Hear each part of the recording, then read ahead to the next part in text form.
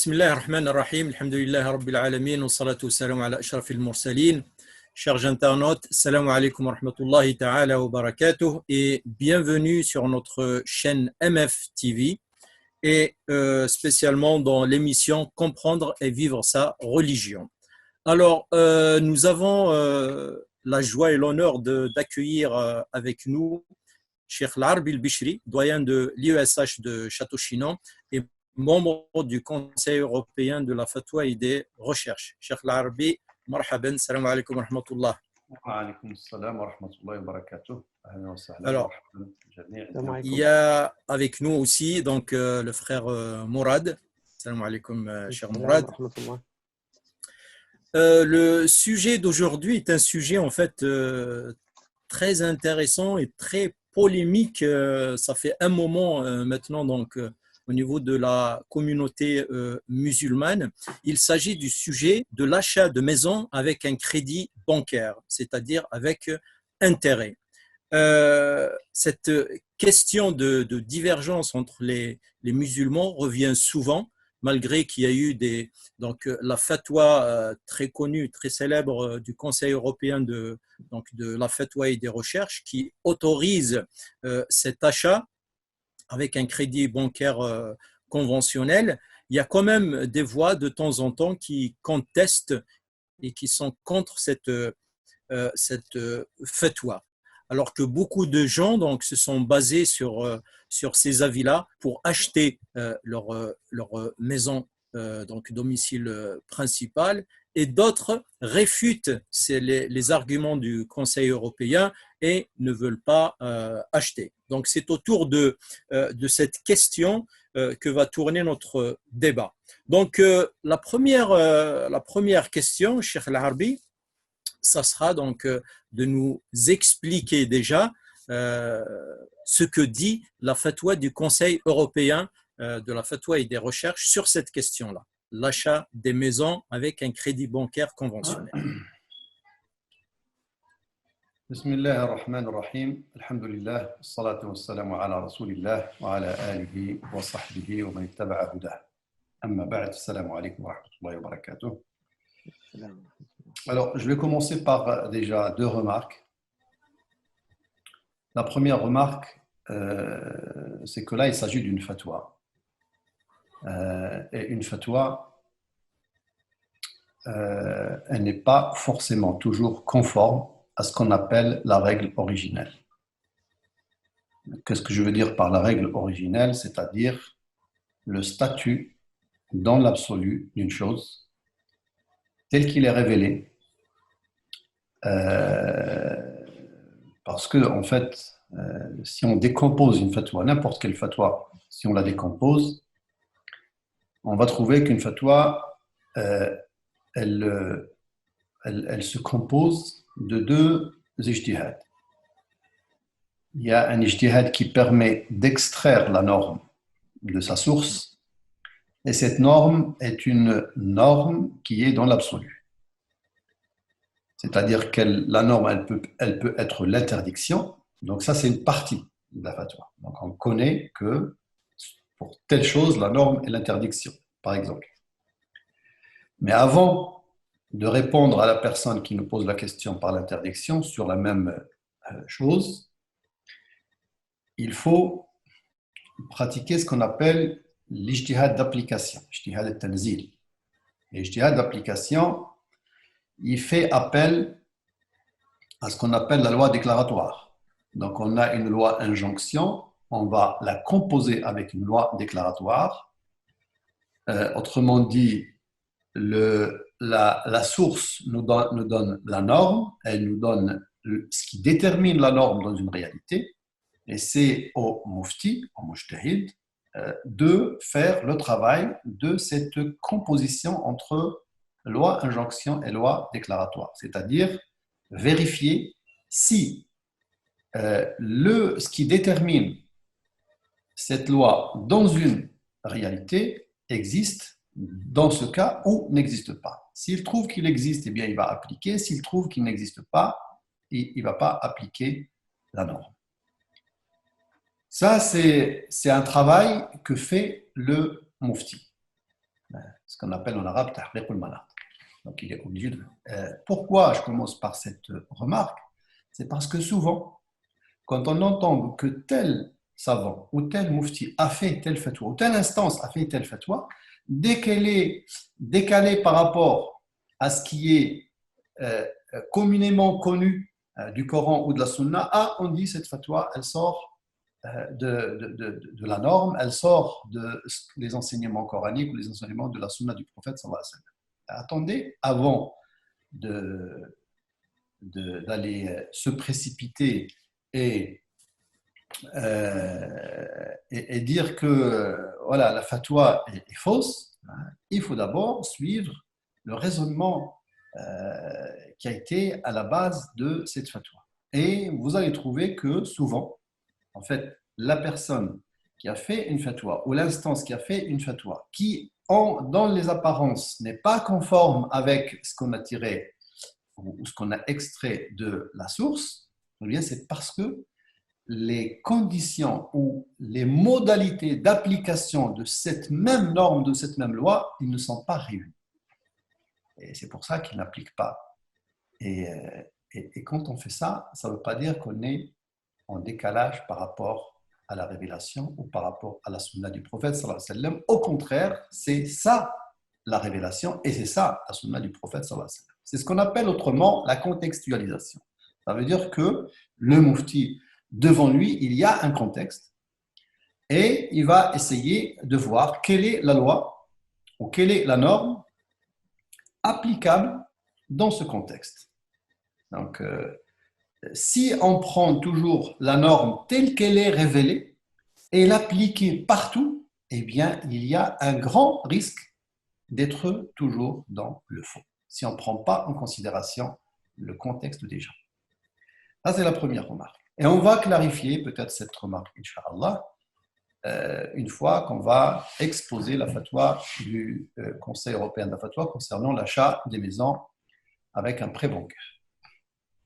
Deuxième remarque, c'est que le sujet de Al-Riba, c'est un sujet qui passionne. Et il passionne beaucoup. Pourquoi? Parce qu'en général, c'est un sujet parce que le monde musulman, les mouvements réformateurs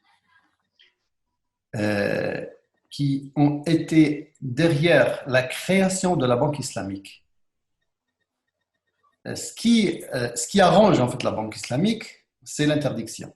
Donc, il fallait fermer toutes les voies de l'ijtihad pour dire que al-riba, il n'y a rien à voir, il n'y a rien à faire, al-riba haram, al-riba c'est... voilà. Et on n'a même pas étudié suffisamment cette notion du riba dans toutes ses facettes et dans tous ses détails. Et la fatwa dans le domaine de riba est devenue quelque chose de dangereux. Parce que dès qu'on fait une fatwa qui concerne, eh bien, on a beaucoup de voix qui se lèvent pour crier à la faute et attention, faites attention à telle instance ou faites attention à tel mufti, il est en train de vous munir. C'est pas comme ça, c'est pas comme ça à le faire. On sait que les savants auparavant étaient divergents sur plein de questions et sur des questions qui sont beaucoup plus importantes que la question d'acheter une maison avec un emprunt bancaire. Et ça n'a jamais été le cas, c'est-à-dire que les uns, on va dire, attribuent aux autres des qualificatifs qui sont indécents. Donc, vous voyez, النسبة للجهل والنسبة للفسق أحيانا والنسبة c'est trop. Quand le sujet passionne, en fait, ça met un voile devant la vision du faqih. La vision du faqih et l'examen que doit exercer le faqih sur n'importe quel sujet qu'on lui pose, il faut qu'il soit libre d'esprit. Il ne faut pas qu'il soit sous la pression de quoi que ce soit. Ce n'est pas parce qu'il y a la banque islamique, on n'est pas contre la banque islamique, pas du tout. Mais ce n'est pas parce qu'il y a la banque islamique, eh bien, il faut toujours essayer de dire que c'est interdit, c'est interdit, c'est interdit. Autrement, on va tomber dans un grand problème, c'est-à-dire que vendre le halal aux gens, mais à prix plus cher. Et on tombe dans l'exploitation des gens au nom du halal. Et ça, c'est grave. Parce qu'il y a beaucoup de voix qui se lèvent. C'est fait le haqiqa, il y a un intéressement quelconque derrière. C'est des spécialistes dans le fiqh, mu'amalat et tout, mais il y a aussi des intéressements personnels. Parfois, il y a des investisseurs, parfois, il y a des... Et pour moi, je ne suis pas là pour les dénigrer ni quoi que ce soit, mais je suis là pour dire que cela fausse la vision. On ne doit pas subir une pression quelconque dans notre ijtihad. Quand quelqu'un fait l'ijtihad, quand quelqu'un fait ce qu'on appelle un nazar, ça veut dire l'examen rationnel de quoi que ce soit, il faut qu'il ait l'esprit libre. Il faut qu'il ait l'esprit libre. S'il n'a pas cet esprit libre, eh bien, son ijtihad, il aboutit toujours à des erreurs, voire des fautes. Et donc, le sujet de riba passionne beaucoup et il faut, un petit peu enlever cette façon de voir les choses, laissant les gens produire, laissant les gens enrichir le fiqh islamique dans ce que vous ne connaissez pas.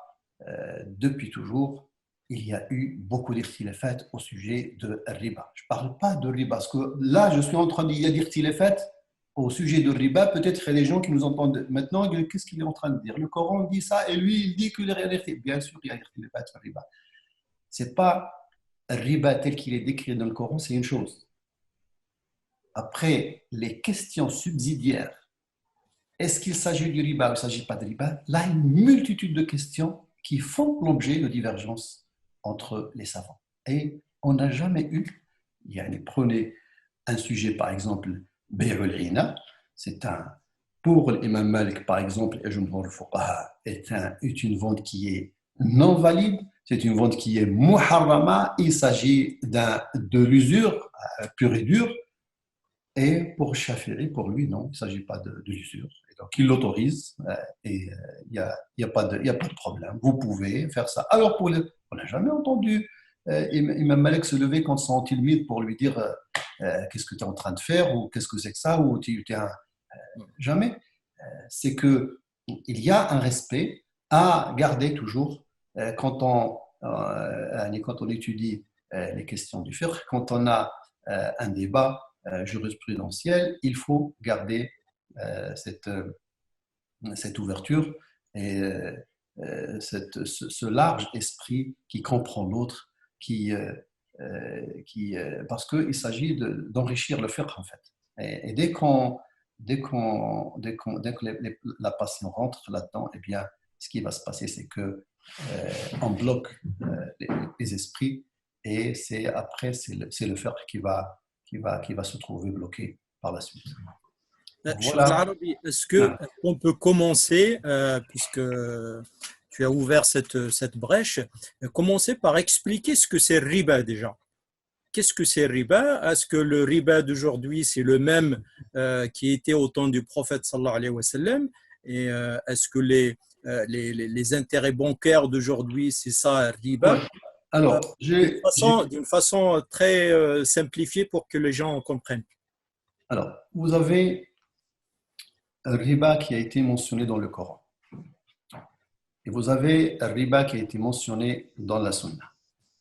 Ce qu'on appelle riba ad-dayn ou riba al-bay'. Riba ad-dayn, c'est la riba de la dette.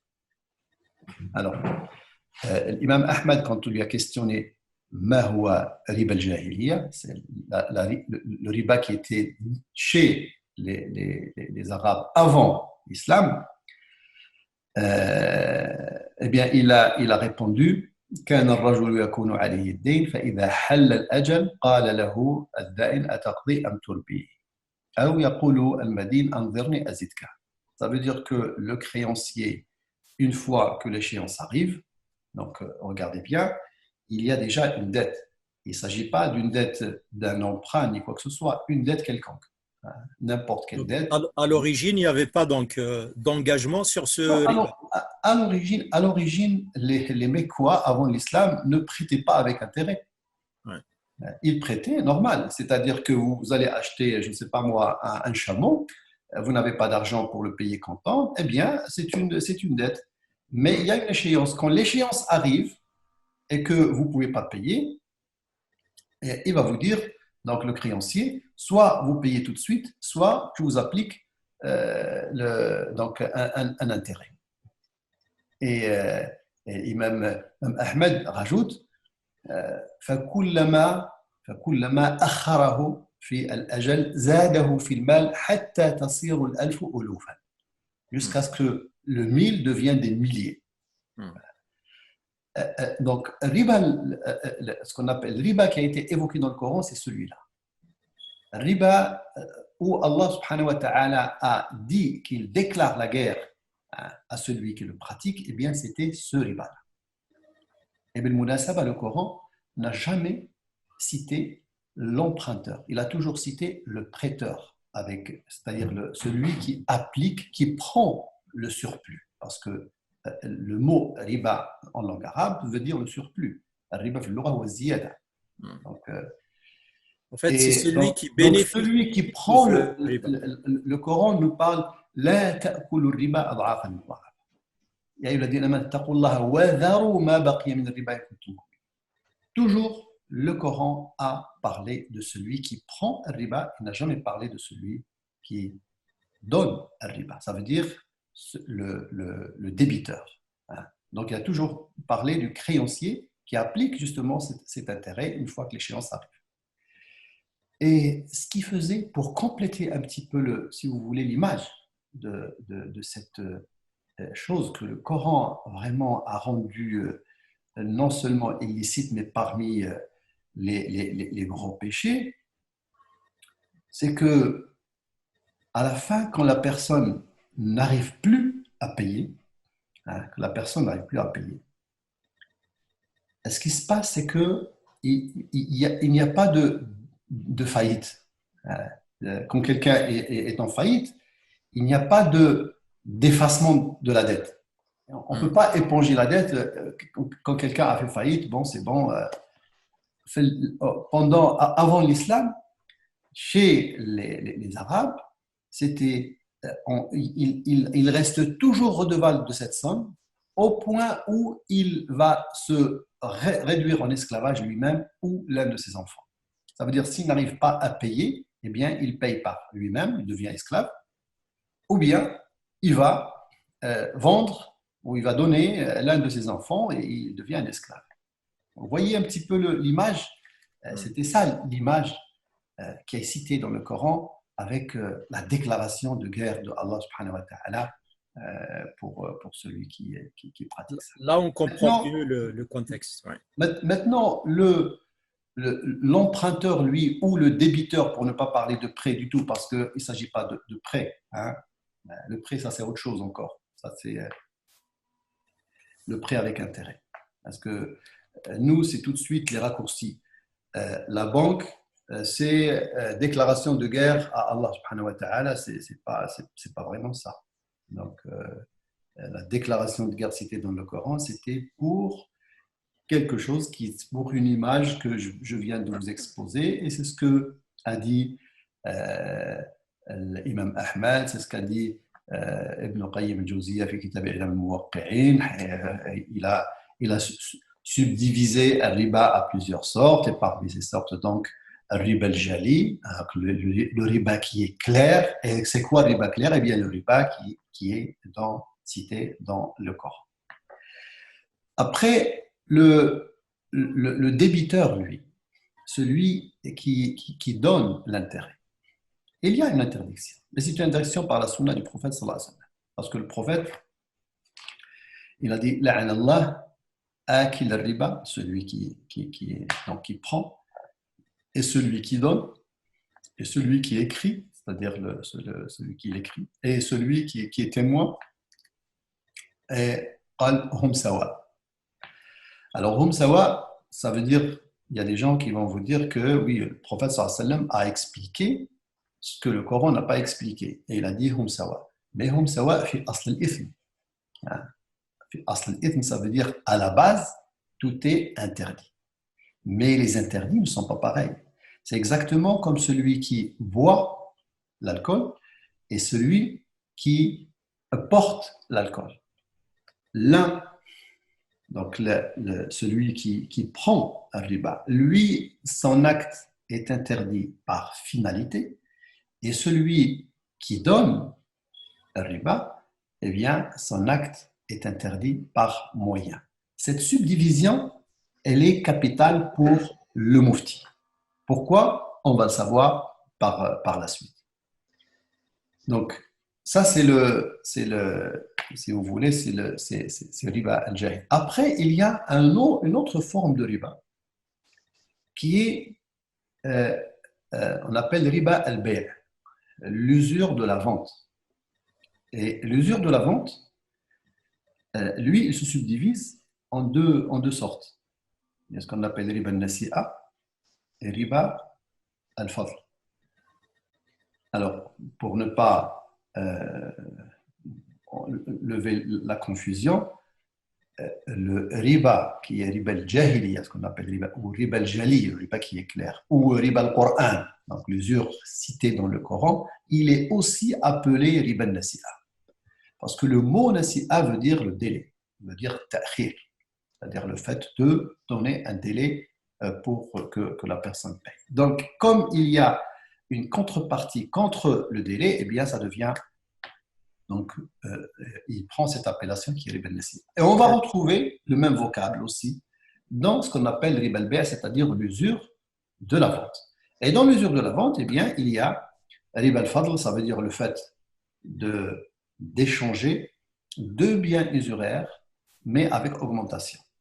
Parce que le hadith qui a interdit riba al-bay', donc l'usure pratiquée dans le domaine de la vente, il y a beaucoup de variances dans ce hadith, mais la plus complète, c'est celle de Ubayd ibn Samit, où le prophète dit الذهب بالذهب والفضة بالفضة والبر بالبر والشعير بالشعير والتمر بالتمر والملح بالملح مثلا بمثل سواء بسواء يدا بيد فإذا اختلفت هذه الأصناف فبيعوا كيف شئتم إذا كان يدا بيد. Donc, le prophète dit or contre or, argent contre argent, blé contre blé, orge contre orge, date contre date, sel contre sel, doit être échangé à part égale et de main en main, sans délai. Si l'échange se fait entre deux espèces différentes, eh bien, changez quand bon vous semble, c'est-à-dire vous pouvez pratiquer l'augmentation, mais il faut que ça soit de main en main, sans délai. Ça, c'est ce qu'on appelle riba al-bay'. Donc, il se subdivise. Le prophète sallallahu alayhi wa sallam a montré donc, le fait de ne pas pratiquer l'augmentation quand on échange de l'or contre de l'or ou des dates contre des dates. Et il a interdit aussi le fait que l'échange ne soit pas fait au comptant. Bon, ça, c'est une. Alors maintenant, le fait d'emprunter à quelqu'un, avec intérêt, est-ce que ça fait partie de riba al-bay' ou ça fait partie de riba al-jahiliya? C'est ça la question. Et la vie la plus juste et la prépondérante, c'est que le prêt avec intérêt,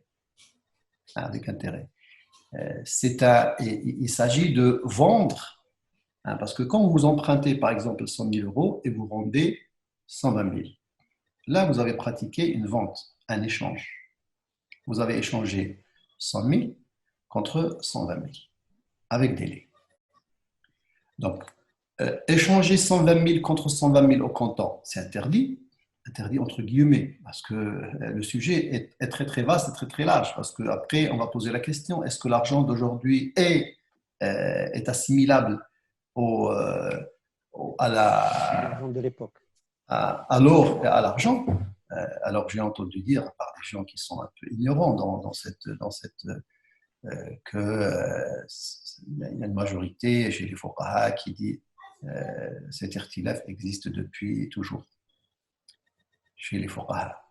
Et c'est une question qui est une grande question de divergence, où les deux avis se valent, voire même l'avis qui dit que al-fulus n'est pas un bien usuraire, eh bien elle peut être prépondérante pour certains. Donc c'est pas un avis qui est chef comme on l'entend, ou c'est un avis, c'est pas du tout le sujet. C'est juste qu'on a peur parfois, parce qu'on ne comprend pas les choses, et on a peur de dire que l'argent d'aujourd'hui, ce n'est pas un bien usuraire. Et si la monnaie d'aujourd'hui, ce n'est pas un bien usuraire, ça veut dire qu'on ne fait plus de zakat dedans, il n'y a plus de zakat, et on fait pas, on peut emprunter avec intérêt. Il n'y a pas du tout, donc ce n'est pas une conséquence directe, ça n'a rien à voir. Elle peut être la monnaie peut être un bien non usuraire, mais le prêt avec intérêt, il peut rester interdit. Et elle peut aussi être fait l'objet donc de l'obligation de la zakat donc sur la monnaie. Donc, je disais que le prêt avec intérêt, il est plutôt, comment dire, il est plutôt à subsumer en dessous de l'usure de la vente que l'usure de Al-Jahili. Et c'est pour ça d'ailleurs que le seul texte qu'on a qui interdit le prêt avec intérêt, c'est قول النبي صلى الله عليه وسلم كل قرض جر نفعا فهو ربا. N'importe quel prêt qui engendre un intérêt quelconque, eh bien, c'est une forme de riba. Et ce hadith-là, lui-même, ce hadith, la haqiqa, c'est pas, est-ce que c'est un hadith déjà, ou est-ce qu'il s'agit d'un hadith mawqouf ala Ali ibn Abi Talib, il y a une divergence, ou est-ce que tout simplement c'est un adage, c'est une qa'ida qui a été, donc on peut trouver un certain nombre de dalils qui peuvent être, donc, comment dire, qui peuvent être des preuves pour soutenir cette qa'ida. Alors il y a une majorité, bien sûr, chez les savants. Il y en a qui disent qu'il s'agit d'un ijma', possible, parce que l'ijma', c'est toujours un problème. Est-ce qu'un vrai ijma' ou c'est pas un vrai ijma', c'est à voir. L'essentiel, c'est que il y a une majorité qui dit que kull qard jarra manfa'a fahuwa riba. Soit, il n'y a pas de problème. Mais de quel riba il s'agit? Est-ce que c'est le riba de la vente ou c'est le riba de al-jahiliya? Parce que riba al-jahiliya, donc déjà ici, on voit très bien que comme le dit Ibn Qayyim al-Jawziyya, riba al-muharram bis-sunnah, en fait, il est interdit par moyen et non pas par finalité. Et cette différence ou cette classification des interdits, c'est quelque chose d'important pour le mufti. Pourquoi c'est important pour le mufti? C'est parce que tout ce qui est interdit par finalité, il ne peut être rendu licite que face à une nécessité. Et tout ce qui est interdit par moyen, il peut être rendu licite face à un besoin.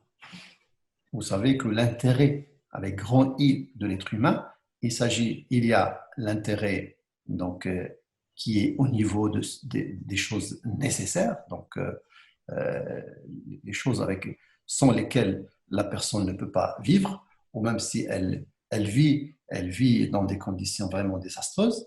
Donc ça, on appelle la nécessité, ce qu'on appelle al-daruriyat. Donc le masalih, il y a daruriyat, hajiyat, tahsiniyat. Donc il y a les nécessités, et en dessous des nécessités, il y a les besoins. Et les besoins, si on les définit, ce sont les choses pour lesquelles la personne elle peut vivre sans ces choses-là, mais elle va vivre dans la gêne. Donc, toute chose dont l'être humain en a besoin et qu'il peut vivre sans, mais il va vivre en étant gêné dans sa vie, hein, eh bien, ça, c'est un besoin.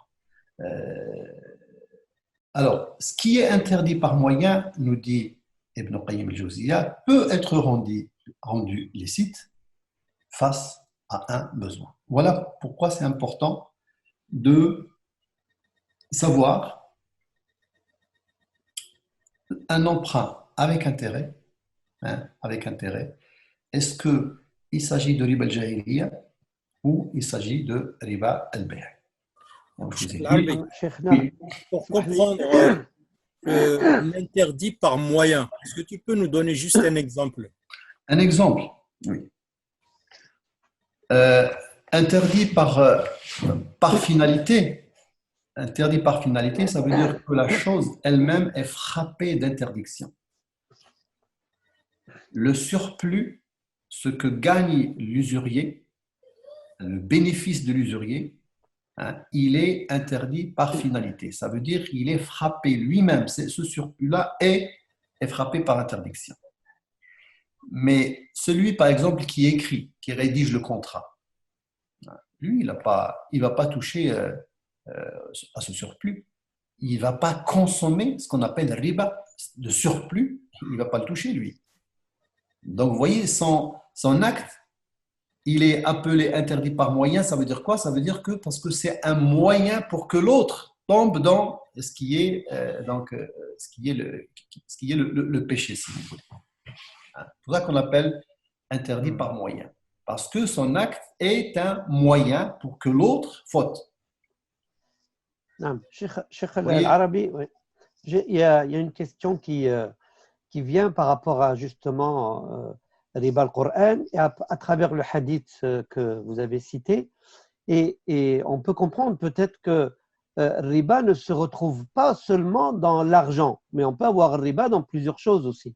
Le fait que est-ce que j'emprunte maintenant un vélo et puis je rends un vélo plus cher, ou là je prends 1 kilo de date, je rembourse 2 kilos de date, c'est aussi considéré riba. Ou là, alors, oui, c'est considéré riba si c'est stipulé dans le contrat. C'est-à-dire, je te donne 1 kilo contre 2. Oui, ça c'est interdit. Dans le hadith l'interdit. Maintenant, le contraire, si il n'est pas stipulé dans le contrat, ça veut dire vous m'avez prêté, par exemple, je ne sais pas moi, 1 kilo de farine, et moi, le jour où je dois vous rembourser votre kilo de farine, je vous donne 2 kilos de farine, ça, il n'y a pas de problème. Ça, c'est un ihsan. C'est un bienfait. Donc, vous m'avez rendu service. Et donc, Nabi sallallahu alayhi wa sallam a dit khayrukum ahsanukum qada'an. Et le prophète lui-même a emprunté un chameau. Et quand il a rendu un chameau qui était mieux, qui était plus cher. Donc, et il a dit justement ici khayrukum ahsanukum qada'an. Ça veut dire le meilleur parmi vous, c'est celui qui, quand il rembourse, eh bien, il rembourse plus. Mais quand c'est une condition, je te prête cette chose, mais à condition que tu me la rends double, par exemple, ou avec un surplus en tout cas, c'est là où ça devient interdit. Même s'il y a une différence de qualité dans les deux produits? Oui, alors ça c'est un grand sujet, parce que la notion de riba al-bay' telle qu'elle est définie par le prophète sallallahu alayhi wa sallam, même Sahaba radhiyallahu ta'ala alayhim, comme Omar ibn al-Khattab, n'ont pas tout compris. Donc, Omar a dit توفي رسول الله وددت لو أن رسول الله صلى الله عليه وسلم قبل أن يتوفاه الله بين لنا بعض المسائل. Et il a parlé ces questions-là. Parmi ces questions-là, c'était Abouab bin al-Riba, certaines questions de al-Riba. Et Riba, et c'est pour ça d'ailleurs que l'autre on l'appelle Jali. Les gens le connaissaient parce que c'était l'Abbas ibn Abd al-Muttalib qui était l'oncle du prophète sallallahu alayhi wa sallam, le pratiquait. Sahak ibn Hizam le pratiquait. Beaucoup de Sahaba pratiquaient le riba, qui étaient des commerçants, pratiquaient le riba auparavant. Donc c'était connu pour eux. Ce qui était inconnu pour eux, c'était riba al-bay', l'usure de la vente. Et même les fuqaha, par la suite, quand ils ont cherché, c'est quoi? Quel est le motif pour que le prophète sallallahu alayhi wa sallam interdit d'échanger un, un kilo contre une mesure contre deux mesures de date, alors que les deux dates ne sont pas pareilles. Il y a une date qui est de premier choix, et une date qui est de troisième choix, et pourtant le prophète dit si vous voulez échanger, eh bien vous une mesure contre une mesure, et non pas une contre deux. Donc on ne comprend pas, même dans l'illah, il y a eu une grande divergence. Donc ce n'était pas quelque chose vraiment de clair. Et jusqu'à maintenant, pour moi, le bahth, ça veut dire la recherche est ouverte en ce qui concerne l'usure de la vente. Il ne faut pas se fier à ce que les anciens ont dit, il faut essayer de réexaminer le hadith du prophète sallam selon les données modernes de notre époque, pour voir un petit peu si, parce que parmi les choses qui ont été avancées par les anciens fuqaha, qui ne tiennent pas trop, quand on dit que tout ce qui est mesurable est concerné par ce hadith, c'est trop. Vous avez les Zahiris qui, pour eux, ils ont dit les seuls biens usuraires, ce sont les 6 cités par le prophète sallallahu alayhi wa sallam. Mais pour Jumhur al-Fuqaha, non, il n'y a pas que les 6. Donc pour les Malikites, tout ce qui est denrée alimentaire, ça veut dire tout ce qui est aliment de base. Pour les Shafi'ites, non, tout ce qui est aliment, tout ce qui est comestible. Donc c'est pour ça que l'illa pour eux, c'est la comestibilité. Et vous avez les Hanafites, tout ce qui est mesurable. C'est trop. Vous voyez, c'est pour ça qu'il n'y a pas que ces 3 tendances, il y a aussi plusieurs autres savants qui ont avancé d'autres illels. Et c'est pour ça que je dis que la porte est ouverte pour d'autres recherches sur de nouvelles bases. Vous savez, par exemple, le domaine de la monnaie, de l'or, l'argent, tout change.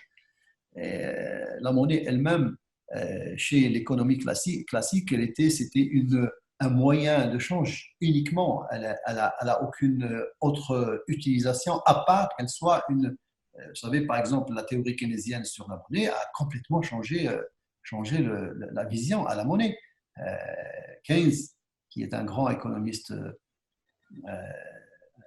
anglais, pour lui la monnaie est devenue, c'est-à-dire qu'il a établi quelque chose de nouveau qui est la demande de monnaie. Ça n'existait pas au temps des classiques. Donc la demande de monnaie, pourquoi ? Parce que pour lui, la monnaie, elle est demandée en soi. Elle-même, elle est demandée. Pas pour qu'elle soit moyen pour arriver à autre chose. Donc il a établi une demande dans la monnaie. Ce qui veut dire qu'il a considéré que la monnaie est une marchandise. Et la monnaie est une marchandise. Si on revient vers les anciens fuqaha, quand ils ont parlé de l'fulus, une fois qu'on a créé le fulus, c'est la monnaie, mais elle n'est pas en or ou en argent. Eh bien, quel était son statut ? Ils l'ont considéré comme une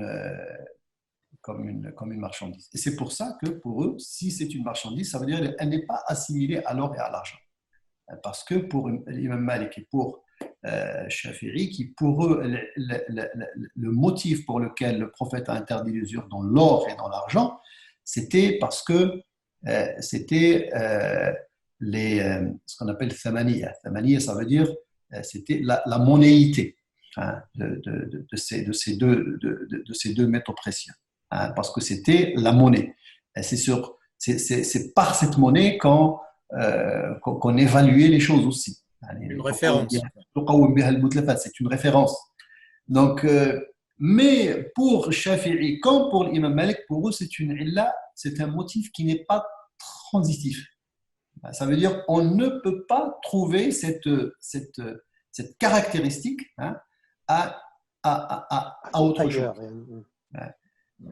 Donc, parce que eux, ils croyaient que Dieu a créé l'or et l'argent pour qu'elle soit une monnaie. Et donc, on ne peut pas mettre à côté de ça autre chose. Mais après, bien sûr, ils ont été rattrapés par le waqi', comme on dit, par le contexte, et ils ont vu que les gens ont créé le fulus, après ont créé, et chacun a commencé à évoluer dans ce sujet. Mais à la kulli hal, voilà, la monnaie qu'on a aujourd'hui, est-ce qu'elle est assimilable à, à l'or et à l'argent? Ça, c'est une très grande question et c'est une question très sérieuse. Et moi-même, j'avais un cheikh, rahimahullah, qui était un grand usuli, un cheikh de mauritanien, cheikh Ahmed Zidane, rahmatullahi alayh, qui est un grand faqih, hein, et un grand usuli aussi. Il a écrit un épître sur cette question-là. Et pour lui, notre monnaie aujourd'hui, ce n'est pas un bien usuraire. Elle n'est pas assimilable à l'or et à l'argent. Et cet épître-là qu'il a écrit, hein, il n'est pas publié malheureusement, je suis en train de le publier, ça quand j'étais étudiant. Hein. Donc il m'a donné cet épître, hein, il l'a écrit avec la main, donc c'est un marteau, c'est un manuscrit.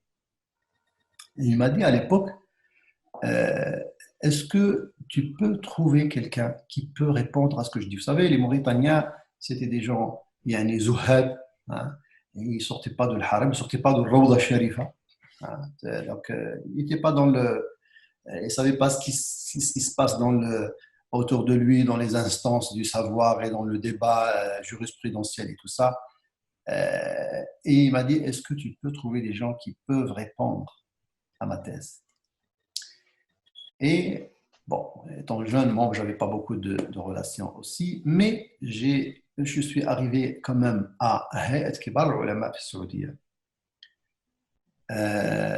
J'ai donné le risala à certains chouyours éminents en Arabie Saoudite, pour ne pas citer les noms.